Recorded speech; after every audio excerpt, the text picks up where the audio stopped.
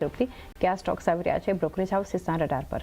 Good morning ચાની શરૂઆત આપણે ટાટા કેમિકલ્સથી કરશું. ખરાબ પરિણામ બાદ HSBC તરફથી આપણને રેટિંગ જે અપગ્રેડ થતો જોવા મળ્યો છે તેમની ન્યુટ્રલ રેટિંગ કર્યા છે. લક્ષ્યાંક તેમને વધારીને ₹850 પ્રતિ શેર કર્યા છે. અહીંયા તેમનું કહેવું છે કે Q2 FY26માં ડેફિનેટલી કંપનીના પરિણામ અનુમાનથી ખરાબ રહ્યા છે. એનું મુખ્ય કારણ એ છે કે US અને ઇન્ડિયાનું જે ઓપરેશન જે છે તે નેગેટિવ માર્જિન જે ખૂબ જ સરપ્રાઇઝ કર્યું છે, જેને કારણે કરીને ઓવરઓલ પરિણામ ખરાબ જોવા મળી રહ્યા છે. પરંતુ સામે UK બિઝનેસમાં એક સતત સુધારો પણ તેઓ જોઈ રહ્યા છે. આ કારણસર અહીંયા આપણને રેટિંગ અપગ્રેડ થતા જોવા મળી રહ્યા છે.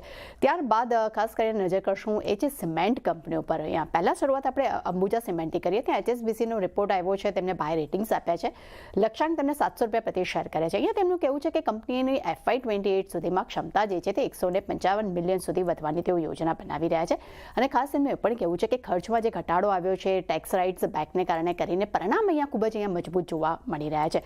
બીજી તરફ ACC અંબુજા સિમેન્ટ પર CLSનો રિપોર્ટ આવ્યો છે, જેમાં તેઓ અંબુજા સિમેન્ટ માટે આઉટપરફોર્મ રેટિંગનો રિપોર્ટ આપી રહ્યા છે.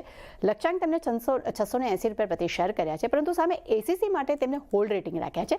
લક્ષ્યાંક તેઓ અહીંયા ₹2035 પ્રતિ શેર કર્યા છે. અહીંયા તેમનું કહેવું છે કે ખાસ કરીને અંબુજા સિમેન્ટમાં એબિટા અનુમાનથી ખૂબ જ મજબૂત રહ્યા છે.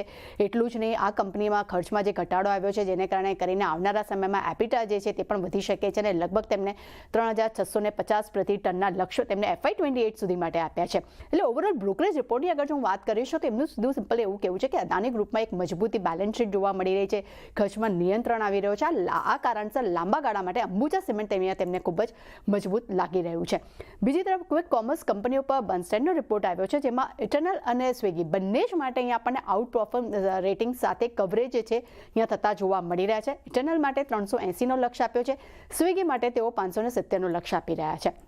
અહીંયા તેમનું કહેવું છે કે ઓવરઓલ ફૂડ ડિલિવરી પ્લેટફોર્મ જે છે તેના માટે એક કેશ મશીન તરીકે તેઓ અહીંયા તેઓને જોઈ રહ્યા છે. સાથે તેમને પણ કહેવું છે કે ક્વિક કોમર્સ સેગમેન્ટમાં હાઈ કોમ્પિટિશન જે છે તે ડેફિનેટલી આવનારા સમયમાં વધુ થતી જોવા મળી શકે છે, પરંતુ લાંબા ગાળા માટે ક્વિક કોમર્સનું વેલ્યુ જે છે તે અહીંયા સર્જાતી જોવા મળશે. અને ખાસ કરીને સ્વિગી ઇન્સ્ટામાર્ટ માટે એક બેટર રિસ્ક રિવોર્ડ અહીંયા પ્રોફાઇલ તેઓ જોઈ રહ્યા છે. આ કારણસર તેઓ ઇટરનલ અને સ્વિગીમાંથી ખાસ કરીને સ્વિગી તેમને અહીંયા ટોપિક્સ તરીકે તેમને પસંદ કર્યો છે.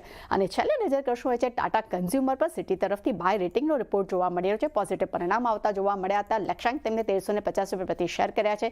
અહીંયા તેમનું કહેવું છે કે Q2માં કન્સો આવક 18% આપણને જોવા મળી રહી છે. અને ખાસ કરીને ઇન્ટરનેશનલ અને ભારતીય બિઝનેસમાં ડબલ ડિજિટ ગ્રોથ જોવા મળ્યો છે. આ કારણસર એક પોઝિટિવ રિપોર્ટ આપણને ટાટા કન્ઝ્યુમર માટે આવતો જોવા મળી રહ્યો છે. એટલે ચાની જેટલા પણ બ્રોકરેજ રિપોર્ટ આવ્યા છે ડેફિનેટલી આજે કોઈ કોમર્સ કંપનીઓ જે છે ટાટા કન્ઝ્યુમર દરેક પર આજે ફોકસ રહેશે. પર એક ફોકસ રાખીશું. તૃપ્તિ, આભાર આપનો સમગ્ર માહિતી માટે.